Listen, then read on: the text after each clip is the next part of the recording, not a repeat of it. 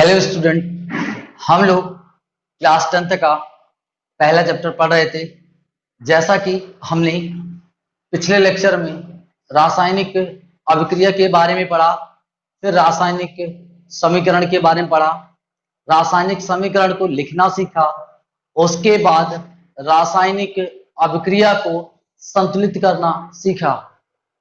साथ साथ हमने बताया था क्रियाकलाप को करना या हमने पूरी बात जो एक्टिविटी नंबर 1, 2 और 3 दे रखी थी उसको कराया, और पेज नंबर जो 6 पे कुछ क्वेश्चन दिए थे वो बातें हो चुकी थी। आज का लेक्चर जो है हम लोग स्टार्ट करने जा रहे हैं रासायनिक अभिक्रियाओं के प्रकार के बारे में। जैसा कि हम लोग जानना चाहेंगे, रासायनिक अभिक्रिया जो होती है 5 प्रकार की होती है।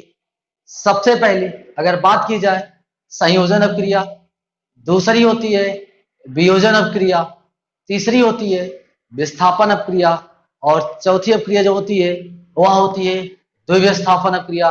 लास्ट जो होती है अपचयन और उपचयन अभिक्रिया होती है। ठीक है, तो हम सबसे पहले रासायनिक अभिक्रियाओं के प्रकार को लिख दे रहे हैं। उसके बाद इसी चैप्टर में छोटे छोटे कुछ पॉइंट्स हैं, हम उनको पढ़ेंगे जो एनसीईआरटी में दे रखा हुआ है। उसके बाद कंटिन्यू हम संयोजन अभिक्रिया के बारे में करेंगे। ठीक, तो हम सबसे पहले यहाँ पढ़ने जा रहे हैं रासायनिक अभिक्रियाओं के प्रकार।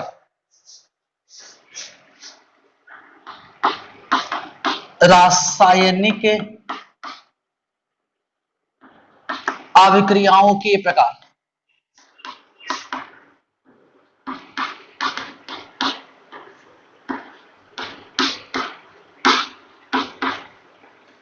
तो सबसे पहला हमने बताया था रासायनिक अभिक्रियाओं के प्रकार में सबसे पहला संयोजन अभिक्रिया।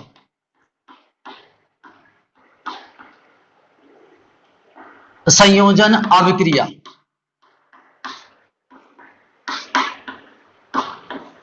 दूसरी बात आती है वियोजन अभिक्रिया।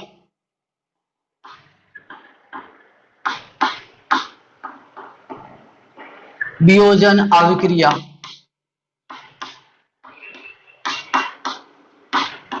तीसरी अभिक्रिया आती है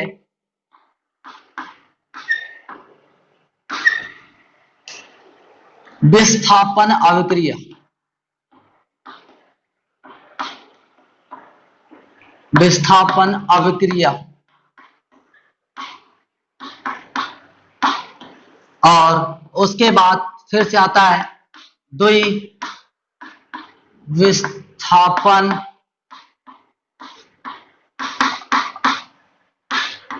अभिक्रिया।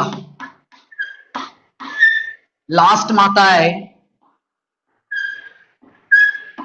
उपचयन और अपचयन अभिक्रिया। ठीक है, तो हम लोग रासायनिक अभिक्रियाओं के प्रकार में यही 5 प्रकार की अभिक्रिया पढ़ेंगे।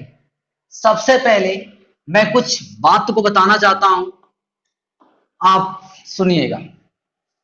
सबसे पहली बात, रासायनिक क्रिया के समय किसी एक तत्व का परमाणु दूसरे तत्व के परमाणु में नहीं बदलता है।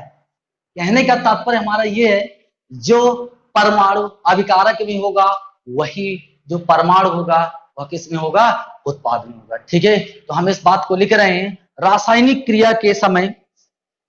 मैं इसको लिख रहा हूं रासायनिक क्रिया के समय, रासायनिक क्रिया के समय,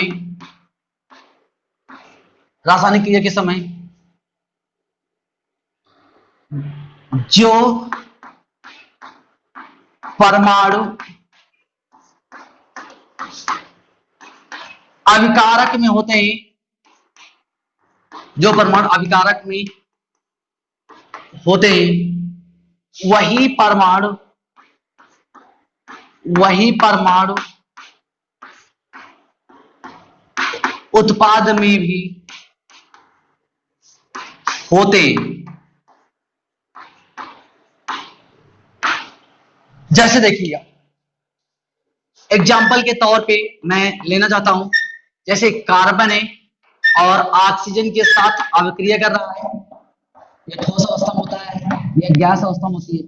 जब ये बदलती है तो CO2 बनाता है। तो आप देख रहे होंगे कि अभिकारक में कार्बन है तो उत्पाद में भी कार्बन है, ऑक्सीजन इधर है, इधर भी क्या है, ऑक्सीजन है। हाँ, लेकिन कोई परमाणु नहीं बदला। ऐसा नहीं कि कार्बन से यहाँ कोई नाइट्रोजन में बदल गया, ऐसा कुछ भी नहीं है। जो परमाणु इधर होता है अर्थात अभिकारक की तरफ होता है, वही परमाणु इधर होता है उत्पाद की तरफ। ठीक है, हम लोग आगे बात करने चल रहे हैं।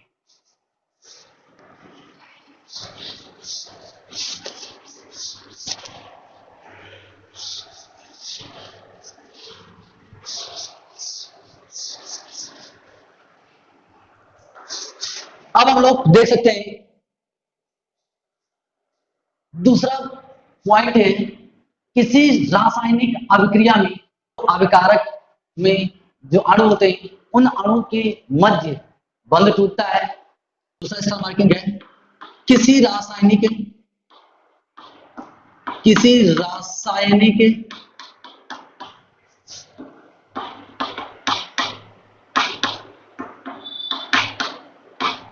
अभिक्रिया में परमाणु के आपसी बंध टूटने व जुड़ने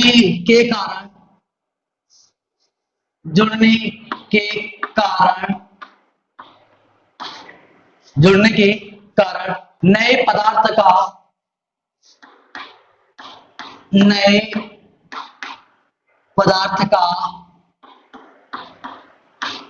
निर्माण होता है। नए पदार्थ का निर्माण होता है। ठीक है, हमने क्या कहा, कोई रासायनिक अभिक्रिया हो, रासायनिक अभिक्रिया में परमाणु के जो आपसी बंध होते हैं, आपसी बंध टूटने व जुड़ने के कारण नया पदार्थ बनता है। जैसे अगर मैं कहूं, जैसे हमने कैल्शियम का ऑक्साइड ले लिया और साथ साथ H2O, ये बनाता है CaOH का होल ट्वाइस। इसका नाम होता है कैल्शियम का हाइड्रोक्साइड। देखिए, कैल्शियम ऑक्साइड जो ये अभिकारक है, ये अभिकारक, इन दोनों अभिकारकों के मध्य जो बंध होगा वो बंध टूटता है। टूटने के बाद फिर से जुड़कर एक नए उत्पाद का क्या करते हैं, निर्माण करते हैं। अब हम लोगों को रासायनिक अभिक्रियाओं के प्रकार में सबसे पहले पढ़ना है संयोजन अभिक्रिया। ये सबसे पहला जो है वह है संयोजन अभिक्रिया।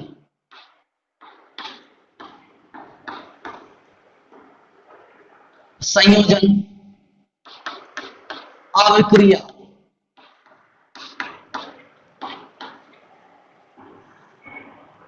देखिए, संयोजन अभिक्रिया में क्या होता है, ऐसी अभिक्रिया जिसमें दो या दो से अधिक अभिकारक मिलकर एकल उत्पाद अर्थात एक उत्पाद का निर्माण करते हैं, उन्हीं को हम लोग संयोजन अभिक्रिया कहते हैं।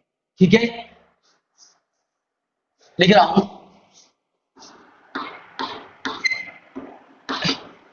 ऐसी अभिक्रिया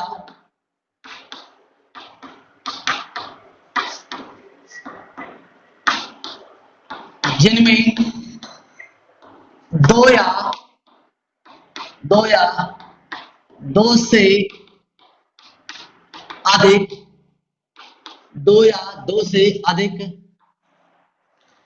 अभिकारक दो या दो से अधिक अभिकारक मिलकर मिलकर एकल उत्पाद, एकल, एकल का मतलब होता है एक, एकल उत्पाद का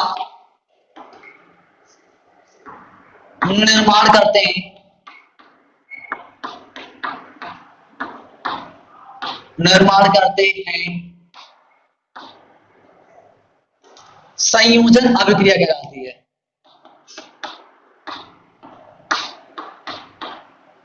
संयोजन अभिक्रिया कहलाती है। अभिक्रिया कहलाती है। ठीक है, देखिए इस अभिक्रिया का एक संक्षिप्त सूत्र लिख रहा हूं, ध्यान सुनिएगा। देखिए ए, इसका एक प्रतीक लिख रहा हूं, ए बी, अर्थात कोई अभिकारक है ए और बी, अर्थात दो अभिकारक। जब यह जुड़ेगा तो जुड़ने के बाद एकल उत्पाद अर्थात सिर्फ और सिर्फ एक उत्पाद का निर्माण करेगा, अर्थात इसी को हम लोग संयोजन अभिक्रिया बोल सकते हैं। इसको हम लोगों ने बताया था अभिकारक।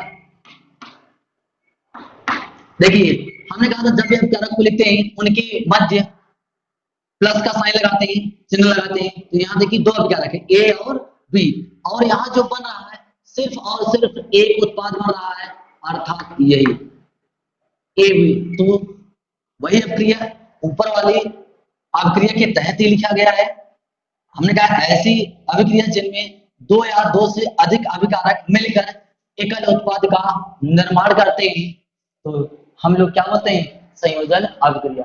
तो संयोजन अभिक्रिया का ये तो एक प्रतीक के रूप में मैंने लिख दिया कि कैसे लिखा जाता है। बाकी हम आगे और एग्जांपल लिख रहे हैं। देखिए सबसे पहला एग्जांपल ये है,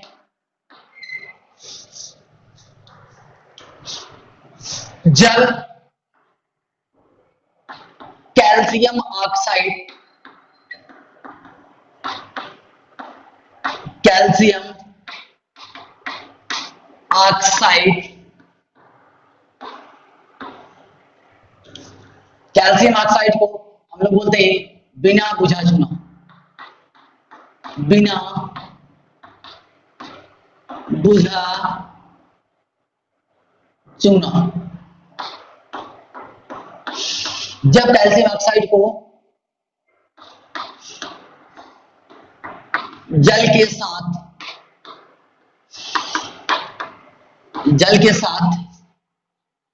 अभिकृत कराते हैं, अभिकृत का मतलब होता है अभिक्रिया कराते हैं, अभिकृत कराते हैं तो कैल्शियम हाइड्रोक्साइड बनता है, कैल्शियम हाइड्रोक्साइड, हाइड्रोक्साइड, और इसका नाम होता है बुझा चुना, बुझा चुना। तथा उष्मा भी निकलती है।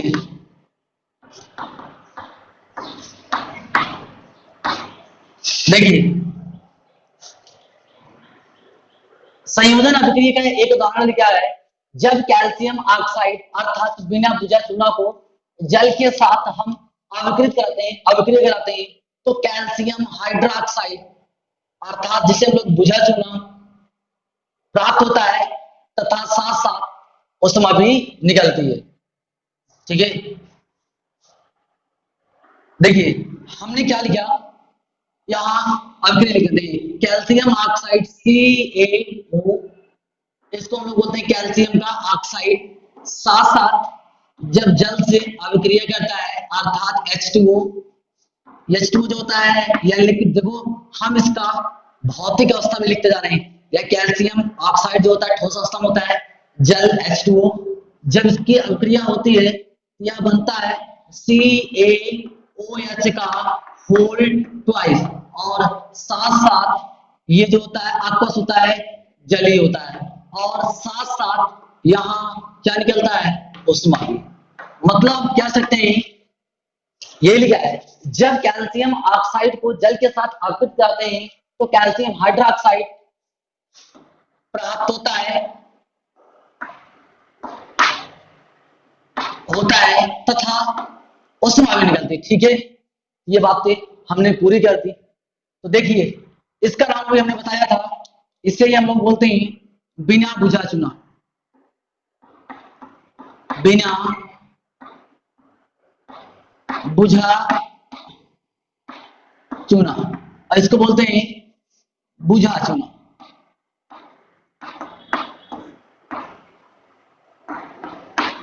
ठीक है, देखिए यह भी संयोजन अभिक्रिया को ही फॉलो कर रहा है। देखिए एक अभिकारक ये है, एक अभिकारक है, अर्थात दो अभिकारक मिलकर एकल उत्पाद का निर्माण कर रहे हैं। अर्थात यह जो उदाहरण लिखा हुआ है यह संयोजन अभिक्रिया का ही लिखा हुआ है। ठीक है, ध्यान देने योग्य बात यह है, बुझा चूना का उपयोग जो होता है अर्थात कैल्शियम हाइड्रोक्साइड होता है, यह विलयन के रूप में प्राप्त होता है, जैसा कि यहाँ देखिए लिखा है जलीय। ठीक है, तो इसका उपयोग हम लोग क्या करते हैं, मतलब कि दीवार की पुताई में करते हैं। ठीक है, व्हाइट वॉश में, दीवार की पुताई में इसी बुझा चूने का उपयोग किया जाता है। ठीक है, बुझा चूने का उपयोग दीवार की पुताई में जब किया जाता है तो क्या होती है, वातावरण की जो कार्बन डाइऑक्साइड होती है इससे बुझा चूना से अभिक्रिया करके कैल्शियम का कार्बोनेट बना लेती है। ठीक है, मैं इस बातों को आगे लिख रहा हूं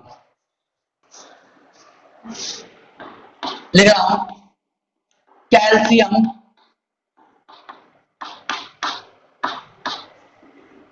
हाइड्रोक्साइड, कैल्शियम हाइड्रोक्साइड का उपयोग दीवार की पुताई में किया जाता है।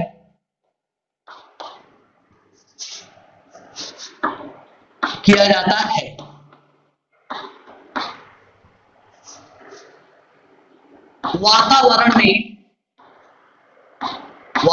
में उपस्थित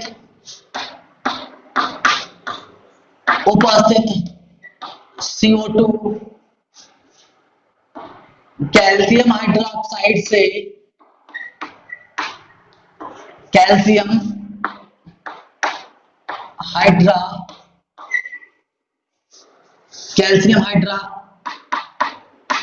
ऑक्साइड से अभिक्रिया करके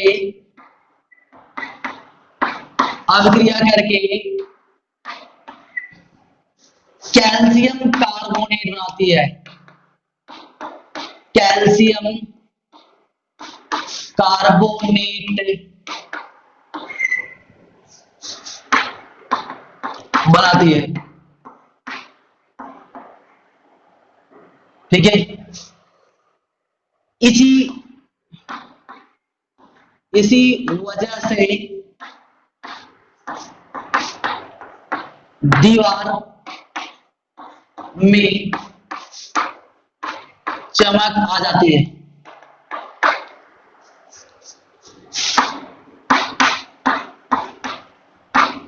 ठीक है, देखिए क्या होता है, यह कैल्शियम का हाइड्रोक्साइड यह aqueous होता है, यह अभिक्रिया कर लेती है CO2 से, यह बनाएगा CaCO3 कैल्शियम का कार्बोनेट, और इसी को हम लोग संगमरमर के नाम से भी जानते हैं। इसका नाम होता है कैल्शियम कार्बोनेट, और इसी को हम लोग बोलते हैं संगमरमर। ठीक है बालकों, तो ये बात रही संयोजन अभिक्रिया के बारे में, हमने आपको बताया। हाँ, हम संयोजन अपक्रिया के बारे में कुछ उदाहरण और बताएंगे, साथ साथ इसी से संबंधित दो बातें और बताऊंगा, ऊष्माक्षेपी और साथ साथ ऊष्माशोषी।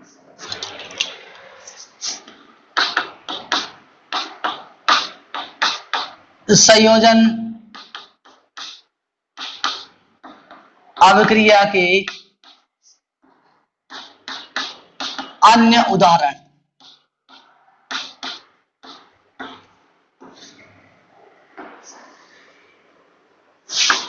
सबसे पहला है कोयले का दहन। कोयले का दहन, ठीक है। इसमें क्या होता है, कार्बन ये ठोस अवस्था में होता है, जब ऑक्सीजन के द्वारा या ऑक्सीजन की उपस्थिति में जलाई जाती है तो यहां बनता है CO2 गैस। देखिए यहां भी दो अभिकारक मिलकर एकल उत्पाद का निर्माण करते हैं।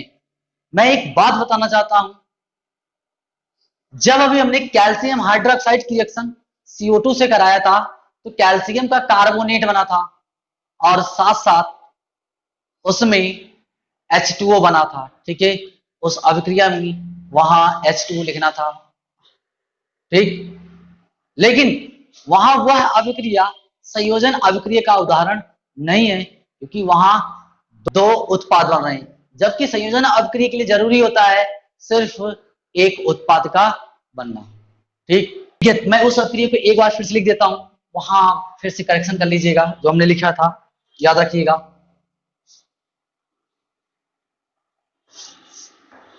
CaOH का होल ट्वाइस था और साथ साथ CO2। यहां जो ये बन रही थी अभिक्रिया वहां लिख दीजिएगा कैल्शियम का कार्बोनेट CaCO3 और साथ साथ बन रहा था यहाँ H2, ठीक है। तो उसको वहां सही कर लीजिएगा, लास्ट में सिर्फ H2O लिख दीजिएगा।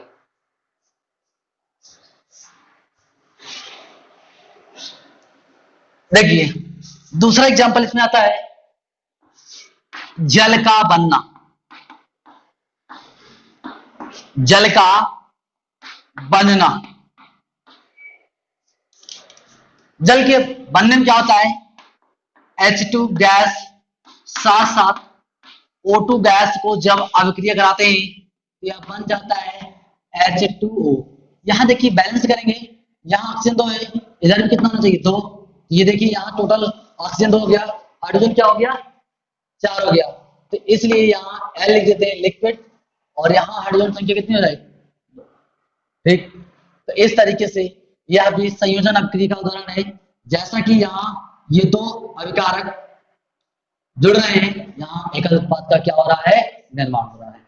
ध्यान सुनिए, जिन अभिक्रियाओं में, बहुत ध्यान सुनिएगा, जिन अभिक्रियाओं में उत्पाद निर्माण के साथ साथ उष्मा का निकलना होता है या उष्मा का उत्सर्जन होता है, ऐसी अभिक्रिया को हम लोग उष्माक्षेपी अभिक्रिया कहते हैं, ठीक है। लिख रहे हैं उष्माक्षेपी,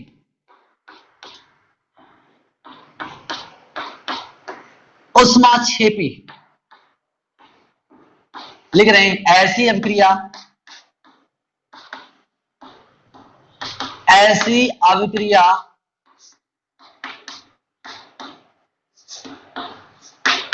जिसमें उत्पाद बनने के साथ साथ उष्मा निकलती है, उष्मा निकलती है, उष्मा क्षेपी अभिक्रिया कहलाती है, अभिक्रिया कहलाती है, कहलाती है, ठीक है। देखिए एग्जाम्पल ले रहे हैं, यहां क्या होता है, प्राकृतिक गैस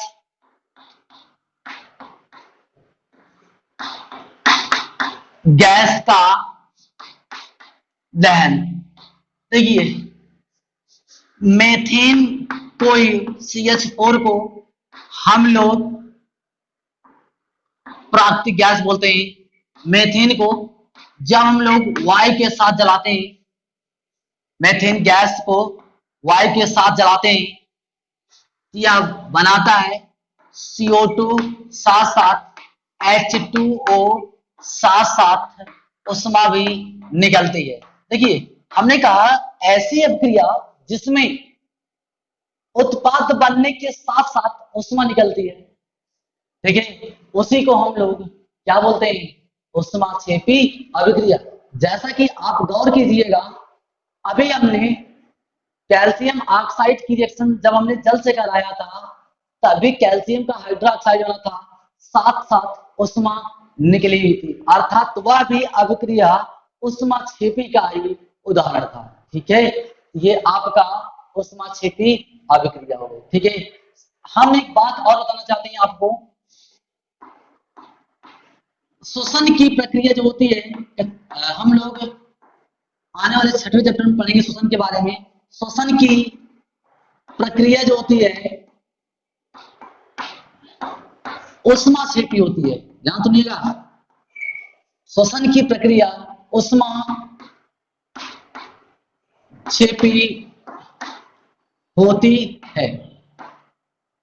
देखिए C6H12O6 या ग्लूकोज का फार्मूला होता है, और साथ साथ 6O2 और साथ साथ जल जो होता है 6H2O। जब इसको अभिकृत कराते हैं तो ये बनता है कार्बन डाइऑक्साइड और साथ साथ बनता है जल 6CO2 साथ साथ 12H2O और साथ साथ उष्मा बन निकलती है। ठीक है, ये जो अभिक्रिया लिखी हुई है यह श्वसन की प्रक्रिया में यह अभिक्रिया होती है, जब यह होता है ग्लूकोज। ठीक है, अब हम लोग इसके आगे पढ़ने चल रहे हैं उष्माशोषी अभिक्रिया। देखिए उष्माशोषी क्या होता है, जब भी उष्माशोषी की बात करते हैं, उष्माशोषी अभिक्रिया में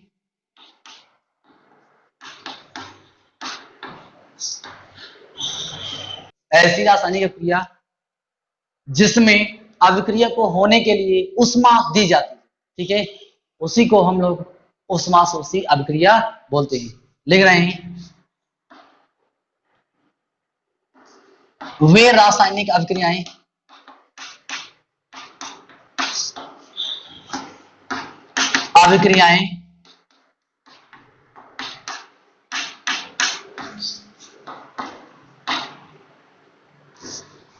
अभिक्रिया को होने के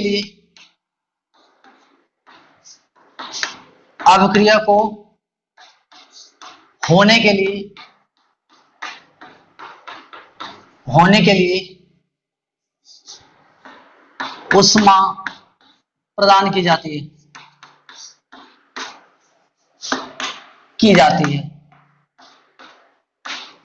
ठीक है, ये क्या कहलाती है, उष्माशोषी अभिक्रिया।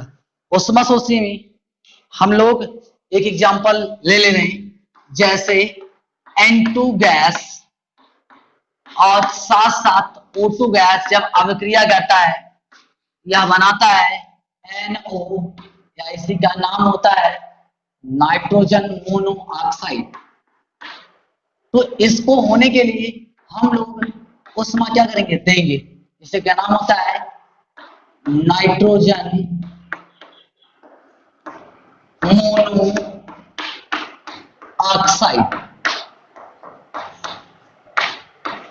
ठीक है, तो यह अभिक्रिया उष्माशोषी की हुई।